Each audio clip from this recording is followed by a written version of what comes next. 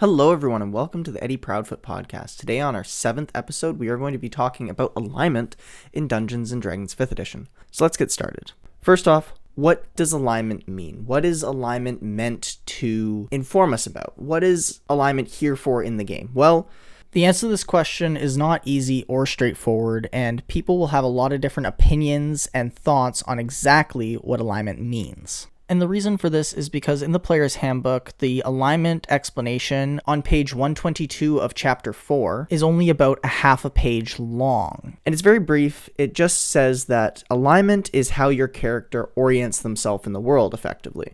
It measures two different aspects of the world and how your character feels about them. It measures their proclivity for good and evil, as well as their thoughts and opinions on order and society at large.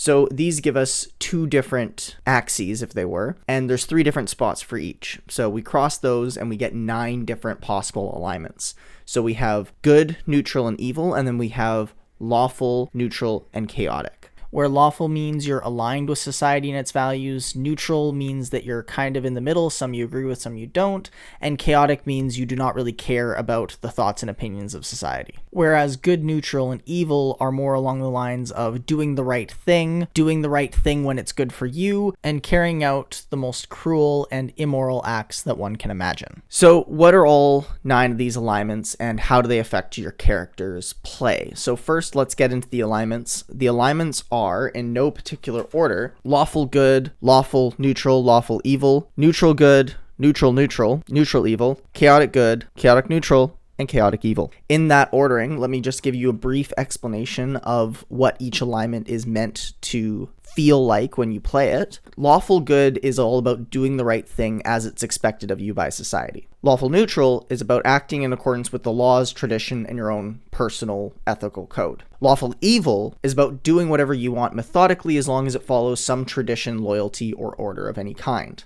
Neutral good is all about helping others and meeting them at their needs. So not really caring too much about the expectations of society, but not caring about them at the same time.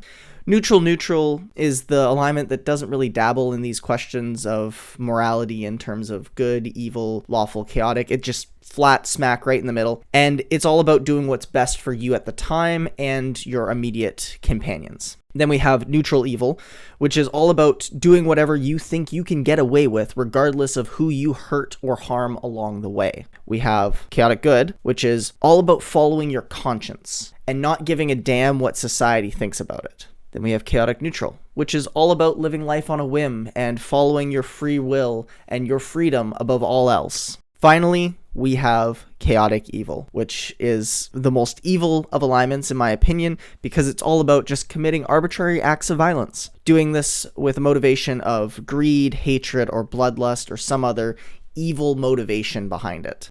How do these 9 alignments play into D&D? What's the mechanics of them? Well, the answer is it depends on your DM. Rules is written, there's not much more to alignment other than saying this is your character's alignment, this is how they typically act when you're of that alignment, and that's that. Sometimes DMs will make alignment more important than it is. Sometimes I've had DMs talk about alignment shifting, although ultimately that just means you're going to be acting differently. Because what alignment really means, literally in D&D, it's in the backstory chapter, chapter 4. It's all about conveying how your character is going to be role-played. So these 9 different alignments are going to give you a set of moral guidance when you're trying to figure out how would your character act in a situation. You can always fall back on your alignment and think, okay, well, if I'm of this alignment, what does that mean as far as how I would navigate through this sort of interaction?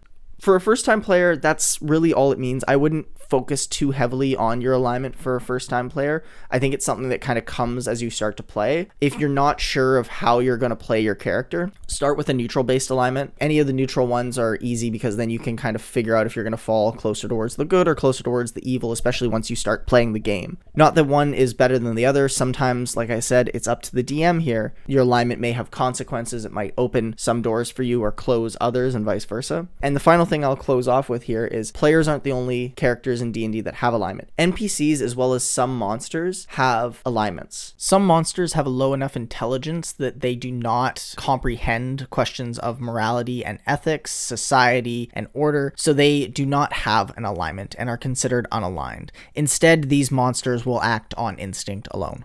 Thank you for listening to this episode of the Eddie Proudfoot podcast. If you enjoyed it, please let us know by giving us a follow on Instagram, Spotify, or Twitter. And as always, may the gods have mercy on your soul.